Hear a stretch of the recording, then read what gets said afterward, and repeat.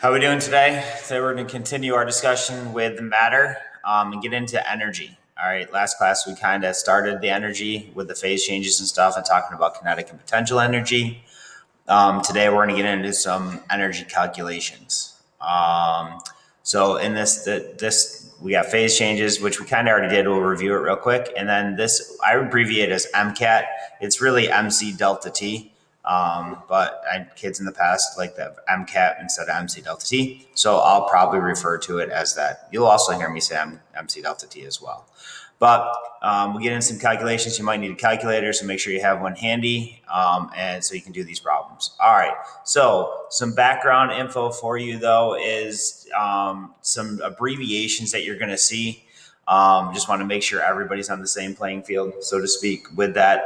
So up here, the first three things that you see on here are all water. All right.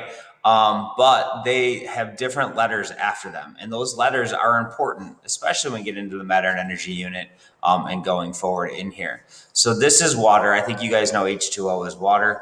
But when it's got an S after it, that means water in the solid phase. So solid water, which we know is ice. All right, so that means it's going to have that certain arrangement of particles. It's going to have that vibrational movement only. All right, H2O, and that's an L. All right, H2OL means liquid water. All right, so that's water in the liquid state.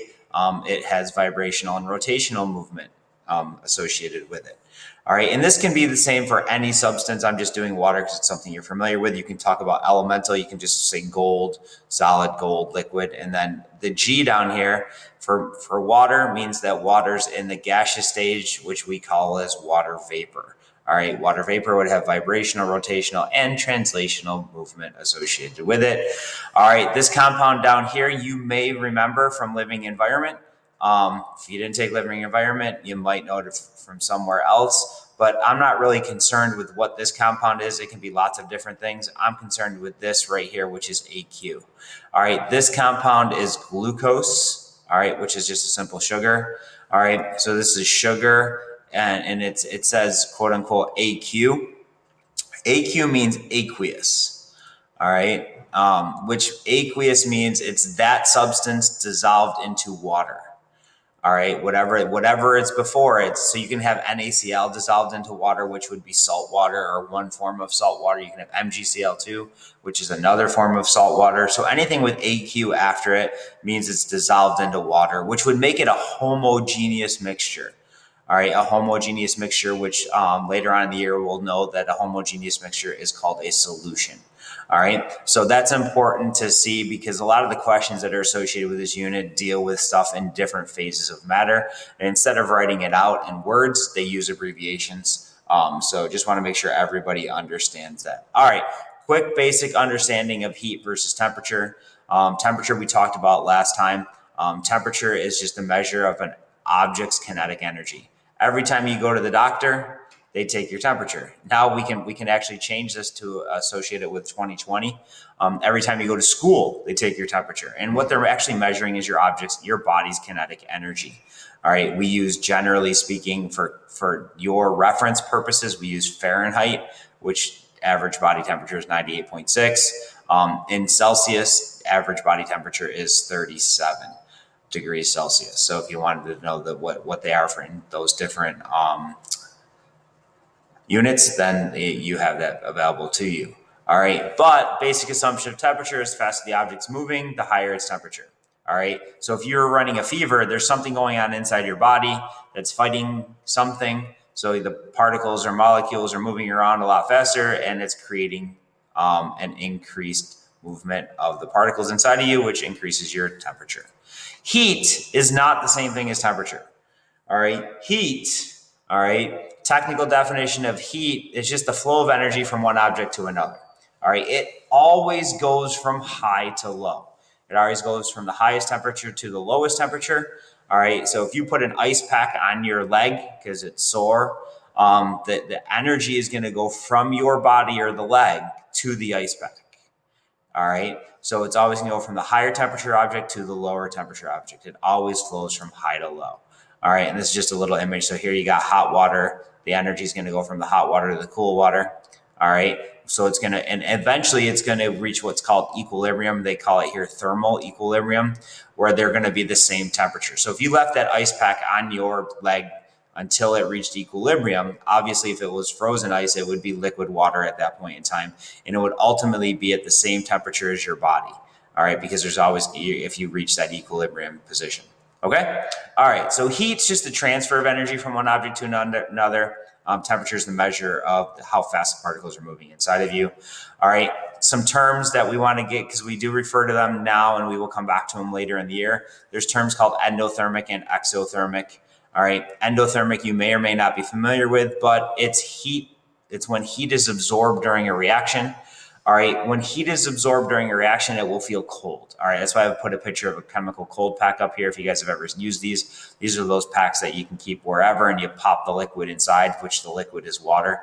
All right, and then it's got a chemical on the outside, and when water comes in contact with it, it will be an endothermic reaction, so it's going to absorb heat from its surroundings, whether it's the air or the room around you, or you put it on your body to cool something down or to reduce the swelling. All right, it's going to absorb that energy.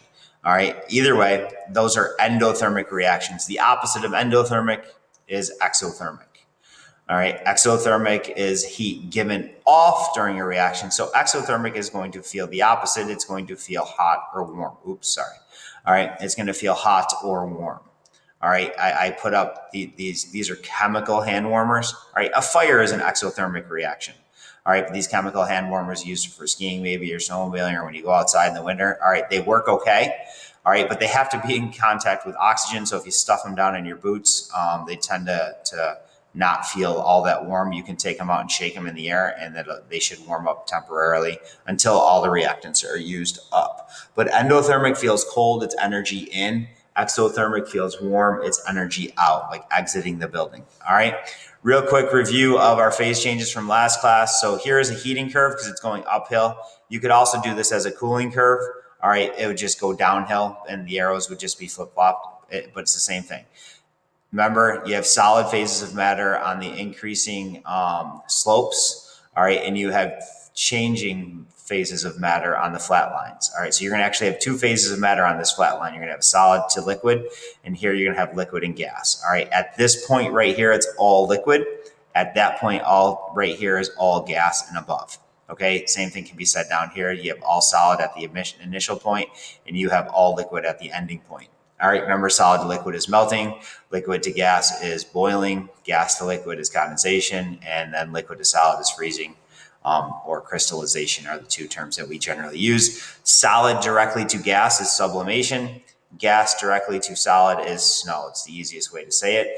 So if you're going from a solid to a gas, you're going to absorb energy. So that's an endothermic process. All right. If you go from a gas to a liquid, so you got to go down the curve, you have to give off energy to go down the curve. So that would be an exothermic process. All right.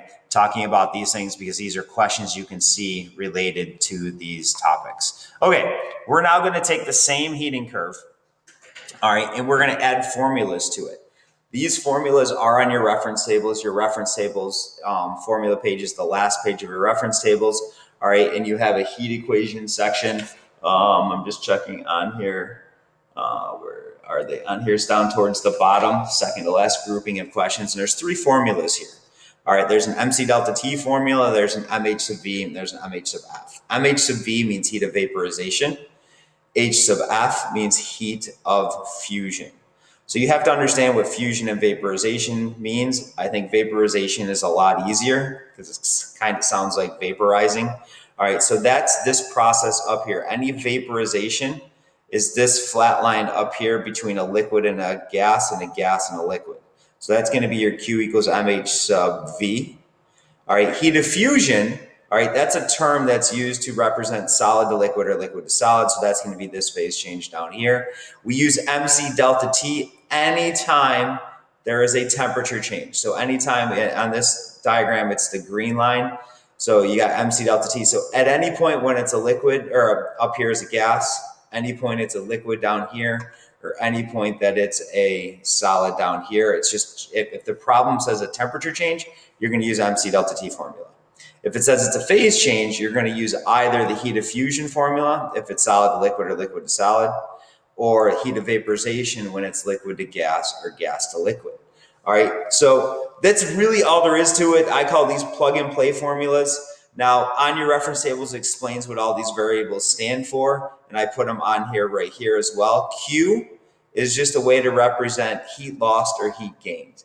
Q for us most of the time is going to be in units of joules. All right, sometimes they'll ask you to convert it to kilojoules, which is just you move the decimal point 3 places to the left. All right, but Q is in units of joules. M stands for mass, which we need to keep it in grams. If they give it to you in kilograms for some reason, you're going to have to convert it to grams because specific heat is given in units of grams. And then specific heat is letter C. All right, letter C is the specific heat of the substance. Most of the problems we're going to deal with water. So you can find the specific heat of water on the front page of your reference tables, table B. All right, it's got physical constants of water there. So that takes care of Q, M, C, and then delta T is just change in temperature. All right, in math, you may or may not remember this. Anytime you have a delta, like delta Y over delta X or something like that. All right, so delta T, I'm going to try to write on here. So delta T is always going to be for the, well, I don't want to say always, but for the simple problems, they call it T1 minus T2. All right. It does matter if you go from the high temperature or lower temperature, but with some of the honors problems, it doesn't matter. We're just going to take the absolute value of them. All right, but delta T is just the difference in temperature from initial and final. All right, that's all it is. The negative will help us figure out if the energy is gained or lost. But that's the delta T formula. If you want to write that on your reference table, it's a good spot to do it. So you're good to go with that. Okay, so now what do we do? We're going to put this to play in terms of problems. So our first problem right here is how much heat energy in joules is absorbed by 24.8 grams of water when it's heated from 21.2 degrees Celsius to 28.3 degrees Celsius. To do this, first thing you got to do is figure out what formula it is. So look at your reference tables. All right, you have three options. You have MC delta T, MH sub V, or MH sub F. You have to ask yourself, is the problem asking me for a temperature, or giving me a temperature change or a phase change? All right, so this is called your interpretation or context clues. All right, this one's pretty straightforward. It gives you two different temperatures. It's heating from one temperature to the other. So therefore, this is going to be an MC delta T problem. So we just write down the formula. From here, we're going to plug into the formula. All right, and realistically, this becomes math skills. You have to know what you're solving for. So in this formula, MC delta T, we have a Q variable, we have an M variable, we have a C variable, and a delta T variable. So we got 1, 2, 3, 4 different variables. Of the 4, you need to find 3 different things. If it's talking about water, specific heat is always found on your reference tables. All right, so here, Q is what we're solving for because it's asking for heat energy. So it's Q equals M, you pull the mass from the problem, which is 24.8 grams. C is water, is the specific heat of water. The specific heat of water is on the front page of your reference tables. It's 4.18 joules per gram times degrees Celsius. And then your temperature change is your difference in temperature between your final minus initial. All right, so it's 28.3 minus 21.2. All right, I'm just going to populate this in all at once. Hopefully you were writing it down as you go. All right, and then from here, all you have to do is solve the problem.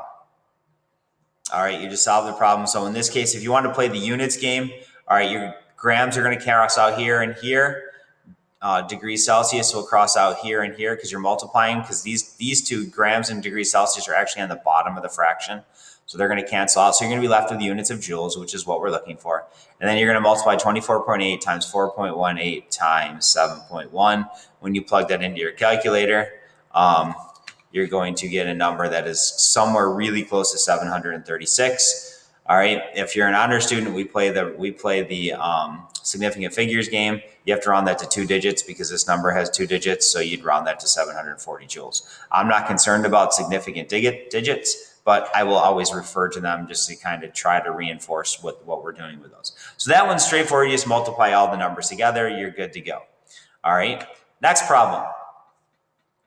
How much heat energy is absorbed when 11.3 grams of ice melts to form liquid water at the same temperature? So once again, first thing you got to do is figure out what formula it is. I would recommend you look at your back page of your reference tables. And then the next question you ask yourself when you're looking at those formulas, is it a phase change or a temperature change? All right, so if you look at the problem here, it says when ice is melting. So that's definitely a temperature change. Doesn't have or that's definitely a phase change. I'm sorry, I misspoke. All right, that has no temperature change in there. All right, so it doesn't change temperature when it's changing phase. So now all we have to ask you to figure out is if it's Q equals mH of F or mH of V. Since it's melting, it's going from solid to liquid. So that refers to fusion. So our formula is going to be Q equals mH sub F. All right, this formula only has 3 variables that we have to be concerned with, Q, M, and H sub F. So we have one less variable. All right, in the problem, they give us 11.3 grams. So that's going to be our M. So we have to determine, are we solving for H sub F or Q? So we got to look back at the problem. It says how much heat energy is absorbed when the ice melts. So they're asking for that, for how much is absorbed energy. So that's going to be our Q value is what we don't know. So that means we know the mass is 11.3. Heat of fusion, we're going to find on the front page of our reference tables. Heat of fusion of water on the front page of our reference tables is 334 joules per gram. So when we write those numbers into the formula, you get 11.3 grams times 334 joules per gram. Now units game, grams are on the top. These two are being multiplied together. Grams are on the top here and the bottom here. They're going to cancel out. You're going to be left with units of joules, which makes sense for Q. And then you just multiply that math out. When you multiply that out, those two numbers out on your calculator, you get something close to 3,774.2 joules. All right. If you're playing the Sig Figs games for honor students, you have 3 digits here, 3 digits here. So you got to round this to 3 digits, which is 3,770 joules. All right. Once again, don't worry about Sig Figs. I just always refer to it for the most part. All right. When we're doing these. Okay. Next problem. So we're going kind of quickly through these because you can stop and pause and write the problems down and do all that stuff. If it takes 273.3 joules of energy to condense 19.2 grams of a substance, what's the heat of vaporization of the substance? So first thing, every time is to figure out what formula it is. I would always refer you to your reference tables. You got the 3 formulas there. The question you need to ask, is it a phase change or temperature change? All right, it doesn't talk about any temperature changing in here. All right, and it's specifically asking for heat of vaporization, so that's nice that we're just going to solve for Q equals mH sub V. All right, now in this problem is different than the first two because we're not solving for Q in this problem. We're solving for heat of vaporization.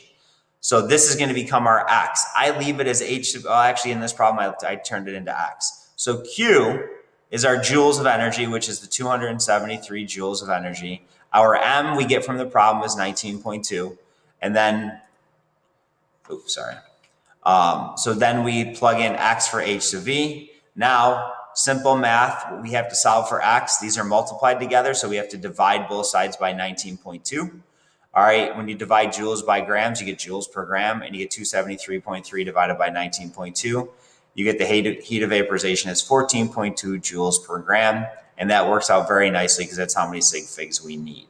All right, so you're just solving that from that point in time. We'll do 2 more problems as practice. Guess what your homework's going to be? Doing some of these problems and seeing if you can. The hardest part is usually starting the problem. I go through what I would recommend here. When you see the problem pop up, pause the video and try to set it up and then listen to my discussion about it. All right, so here we go. What would be the temperature change if 3 grams of water absorbed 29.2 joules of energy? Okay, so the first thing you need to ask yourself, is it a phase change or is it a temperature change? All right, they're asking for what is the temperature change, so therefore it's got to be the MCAT formula, Q equals MC delta T. All right, from here we start plugging in our variables. All right, they're asking for temperature change, so that means they're asking for this thing right here, delta T. So that means that we've got to have a Q. All right, Q is in units of joules, and they give us joules right here, 29.2 joules. So I'm going to put that in for Q. All right, M, they give us 3 grams of water, so that's 3 grams. All right, C is specific heat of water, which is on the front page of your reference tables, table B. All right, it's 4.18 joules per gram times degrees Celsius. So we have that populated in here. And then in this particular formula, we do not know what the temperature change is. So that's going to be, I'm going to leave it as delta T right here. You can change it to X or whatever variable you want. Okay. And then at this point, chemistry is done. We have to solve it using our math skills. All right. First things first, I play with the units so that I know I'm in the right spot. Grams is getting multiplied by joules per gram times degrees Celsius. So that means grams here and here are going to cancel out. All right. And then we'll do this step by step. So the 29.2 is coming down.